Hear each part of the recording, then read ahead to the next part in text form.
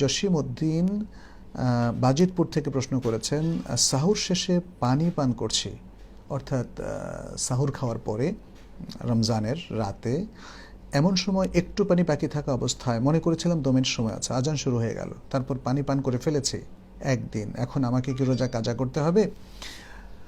ভাই, এখানে যে বিধানটা মানে ইসলাম দিয়েছে সেটা কিন্তু একটু একটু সতর্কতার সাথে জানলে আপনি নিজেই বের করতে পারবেন আপনার কি করতে হবে। কোরআন বলছে সূরা আল বাকারার 187 নম্বর আয়াত, হাত্তা ইয়াতাবায়্যানা লাকুমুল খায়ত ওয়া কুলু ওয়াশরাবু হাত্তা ইয়াতাবায়্যানা লাকুমুল খায়তুল আবিয়াদু মিনাল খায়তিল আসওয়াদি মিনাল ফজর।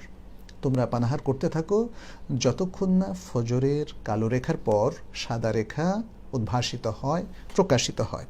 সুতরাং ফজরের সাদা রেখাটা অর্থাৎ সবে সাদেক হয়ে যাওয়ার পরে আর খাওয়া যাবে না। কোরআন কিন্তু ভেরি ক্লিয়ার এই ইস্যুতে। কোরআন খুবই একটা স্পষ্ট লসির বক্তব্য দিয়েছে, এখানে আর অন্যরকম ব্যাখ্যার কোনো সুযোগ নেই।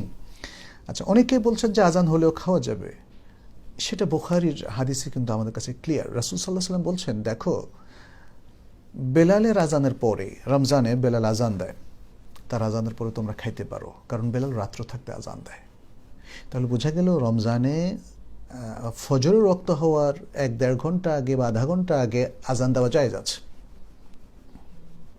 এখন এটা রমজানে নাকি রমজানের বাইরে, হাদিসে কিন্তু সেটা উল্লেখ নাই।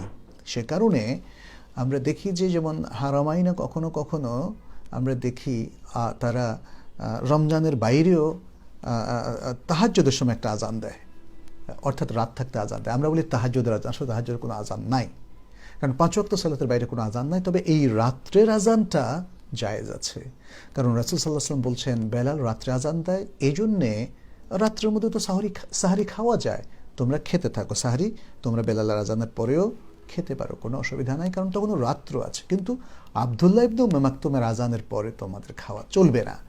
আব্দুল্লাহ ইবনে উম্মে মাকতুম আজান দিলে, হাত্তা ইউআদ্দিনা আব্দুল্লাহ ইবনে উম্মে মাকতুম, অর্থাৎ আব্দুল্লাহ ইবনে উম্মে মাকতুম আজান শুরু করলেই আর খাওয়া যাবে না, অর্থাৎ আজানের শেষ পর্যন্ত খাওয়া যাবে এমন কোনো দলিল আসলে নেই। কারণ রাসূল সাল্লাল্লাহু আলাইহি ওয়াসাল্লাম যখন বলেছেন হাত্তা ইউআদ্দিনা আব্দুল্লাহ ইবনে উম্মে মাকতুম আও কামা ক্বালা আলাইহিস সালাতু ওয়াস সালাম, যে আব্দুল্লাহ ইবনে উম্মে মাকতুম আজান দেওয়া পর্যন্ত, অর্থাৎ দেওয়া শুরু করা পর্যন্ত, তাহলে তিনি দেওয়া শুরু করলেই খাবার স্টপ, আপনি খেতে পারবেন না। কারণটা কি? কারণ রাসূল সাল্লাল্লাহু আলাইহি ওয়াসাল্লাম উল্লেখ করেছেন, কারণ আব্দুল্লাহ ইবনে উম্মে মাকতুম ফজরের ওয়াক্ত হলে আজান দেয়। তাহলে আমরা বুঝলাম কোরআন এবং হাদিস, বুখারীর এই হাদিস খুবই স্পষ্টভাবে বর্ণনা করে দিয়েছে যে শবে সাদেক, ফজরের সাদা রেখা স্পষ্ট হলেই খাওয়ার সময় শেষ, সাহরি আর খাওয়া যাবে না।